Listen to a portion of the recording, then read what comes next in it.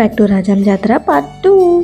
So అలా దర్శనం చేసుకుని ప్రశాంతంగా కాసేపు కూర్చున్నాక ఘటాలు వచ్చేసేమో అని మళ్ళీ ఒకసారి చెక్ చేసుకున్నాం, కానీ ఇంకా రాలేదు.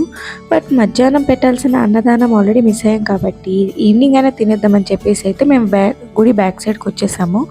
సూపర్గా నాకు ఇష్టమైన పులిహోర ఉంది, మంచిగా కడుపు నిండా ఫుల్ తినేసాము. తినేసిన తర్వాత మళ్ళీ వచ్చి చూసినప్పటికీ ఘటాలన్నీ కూడా వచ్చేసాయి. వాటిని కాసేపు చూసుకొని మంచిగా అమ్మవారికి మొక్కేసుకొని ఆ సైడ్ తిరిగినప్పటికైతే కళ్ళకి అసలు ఏమీ కనిపించట్లేదు, అంతమంది జనాలు ఉన్నారు. ఆ జనాల్ని మెల్లగా దాటుకుంటూ వచ్చినప్పటికీ జాతర అయితే ఇప్పుడు స్టార్ట్ అయింది. ఫుల్గా ఎన్ని సామాన్లు ఉన్నాయో.